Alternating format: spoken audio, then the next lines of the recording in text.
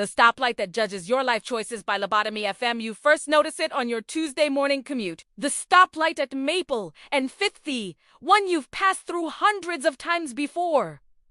Today is different. As you approach, it's green like normal, but just as you get close, it turns yellow, then immediately red. Not the usual timing.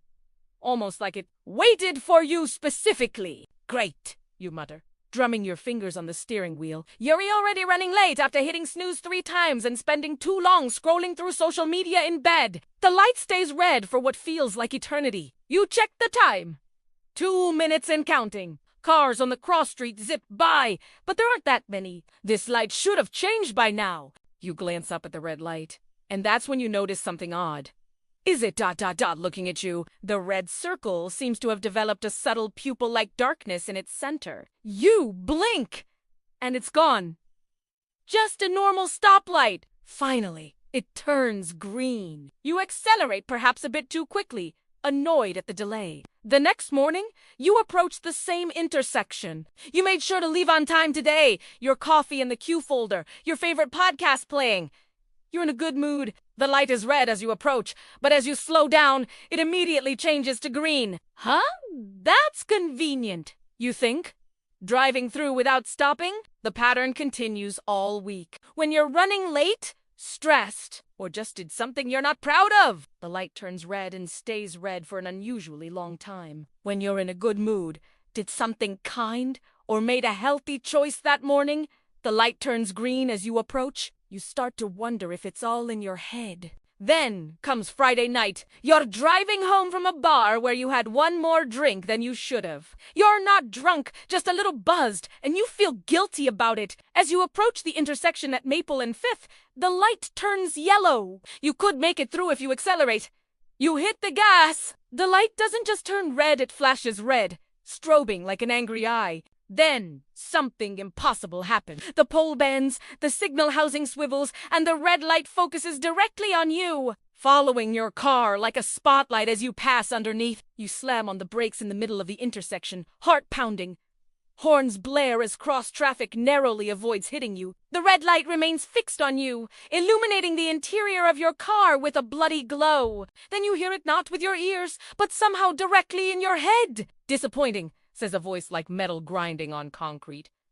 I expected better from you. The light straightens, returns to normal, and resumes its regular cycle. Traffic continues, as if nothing strange happened. But you sit there, frozen, until someone behind you honks. After that night, you become obsessed with the stoplight. You start planning your days around it, trying to understand its moral code. You notice patterns.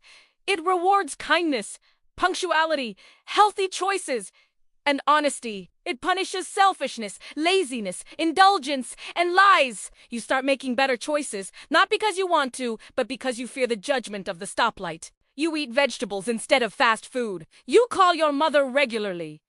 You donate to charity. You arrive everywhere 5 minutes early. Every time you make a good choice, the light rewards you with an immediate green. The voice returns too, but gentler now. Much better, it says. You're learning. Your friends notice the change in you. You seem different, your roommate says. More ... I don't know. Responsible? You just shrugged. How can you explain that you're being morally policed by traffic infrastructure? Then comes the day when you have to make a difficult choice. Your sister calls, crying. She needs you to drive her to the hospital immediately. But you just lied to your boss about being sick to get a day off, and you've been binge-watching shows all morning. You know the stoplight will punish you, but your sister needs you. You drive as fast as safely possible. Anxiety mounting as you approach Maple and 5th. The light is green as you approach, but predictably turns yellow, then red. You stop, expecting a long wait as punishment. Instead, the light begins to change not just its color, but its physical form. The red, yellow, and green circles melt together, swirling until they form what looks like an actual eye with a glowing pupil. The eye blinks at you. Interesting choice, the voice says. Selfish behavior followed by selfless action. Complex, Human. The eye morphs back into a normal stoplight, all three colors illuminated simultaneously, a traffic signal impossibility. Then it goes dark completely for 3 seconds before turning a bright, clear green. As you drive through, the voice speaks one last time. You are ready for the next test. After that day, the stoplight at Maple and 5th never judges you again. It operates like any normal traffic signal. You almost miss its judgment, the strange comfort of its binary morality. But now you've started noticing your toaster watching you. When you make breakfast, the dial seems to turn by itself, burning your toast when you've done something wrong, leaving it perfectly golden when you've made good choices. And sometimes, late that night, you hear it whispering. The refrigerator speaks highly of you.